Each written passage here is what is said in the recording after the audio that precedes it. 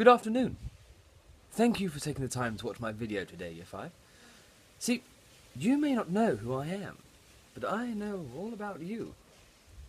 But you're here to learn who I am. So, I thought I'd read you a few extracts from my diary. Here we go. The year is 1899.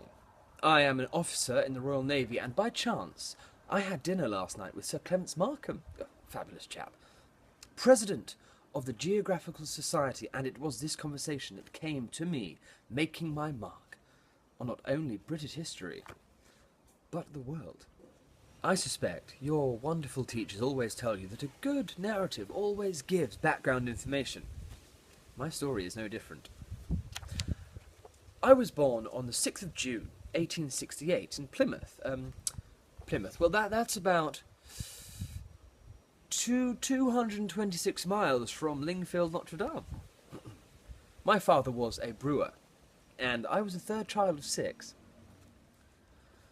Coming from a military family, I started my naval career at the age of 13. That's only a few years older than you chaps. Naturally, I was enthusiastic, intelligent, and charming, as any English gentleman should be. So, back to the diary.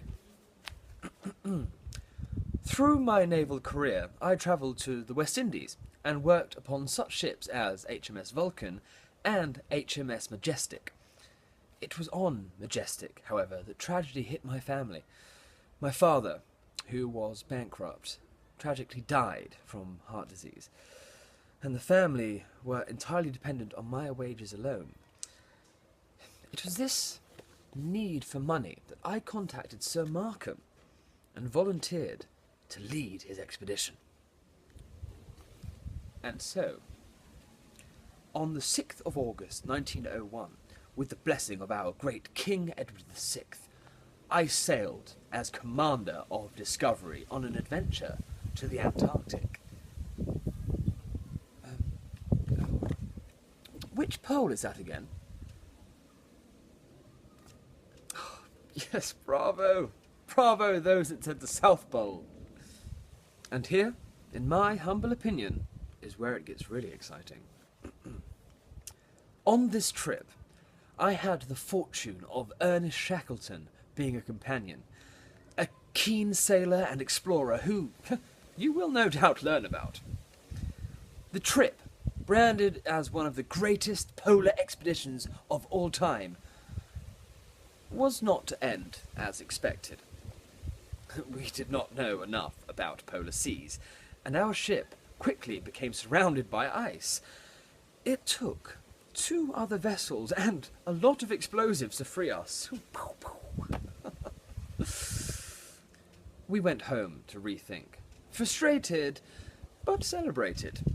We had made an important advance on the frozen target and brought home key scientific and geographical information. There's one for you there, Rory. Let's fast forward 5 years.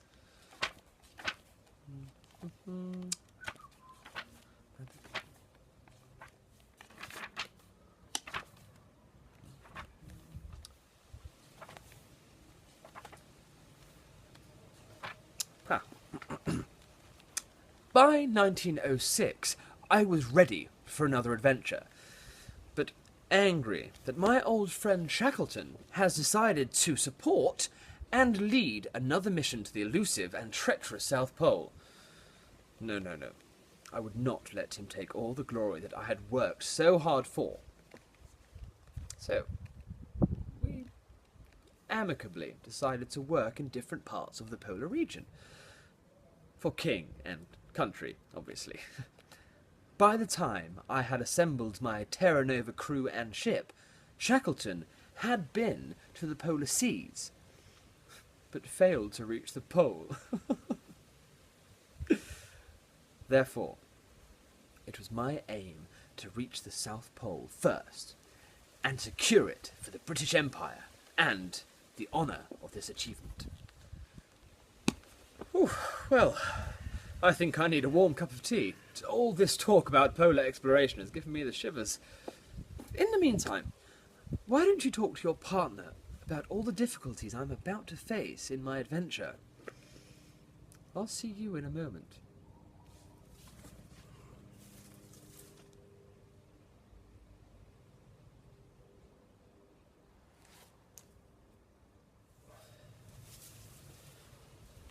Ooh.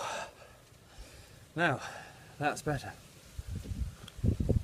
Oh, thought I'd put my trusty military jacket on as well. Anyway, where were we? Now, as the year is 1910, we have limited technology. My good friend Shackleton got part of the way with ponies, so I concluded that we needed horses to haul our equipment, so I packed many wool jackets and warm undergarments to keep us nice and toasty. Let's crack on, shall we? Now, on this day, 15th of June, as I was setting sail, I received a word. Oh. It tells of a Norwegian, Amundsen, who is also heading for the pole. Well, no matter. Looks like we're going to have a race. On your marks, get set, go. But our journey was not to be smooth, nor victorious. We faced storms, trappings in polar ice for 20 days, and the sad loss of both ponies and men too cold. There's still more. In November 1911, we were a small group, and to make the final push to the pole, I chose my best 4 men. We were to march forward through this terrible, murderous land. As we approached the pole, we were bitterly greeted by a Norwegian flag. We had lost, and now cold, defeated and exhausted, faced a long march back. A march that we would never finish. Ooh.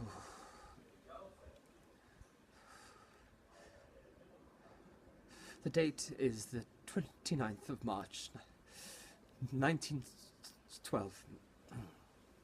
As the blizzard battered our tent and frostbite takes hold, and as my breath turns to ice, I share my last words to the nation with you.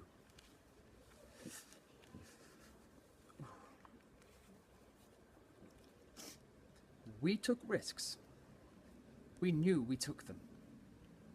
Things have come out against us, and therefore we have no cause for complaint, but bow to the will of Providence, determined still to do our best to the last.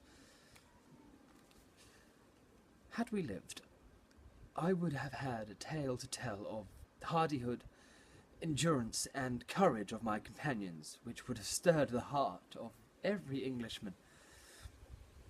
These rough notes and our dead bodies must tell the tale. But surely a great, rich country like ours will see that those who are dependent on us are properly provided for.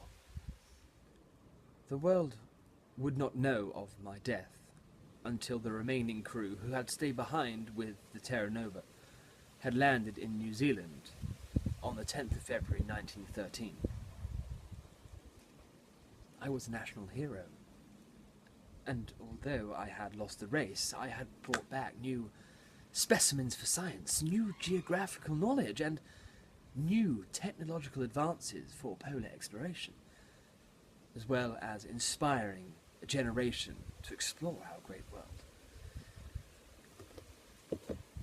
My name, Year 5, is Robert Falcon Scott, and I am one of the great polar explorers.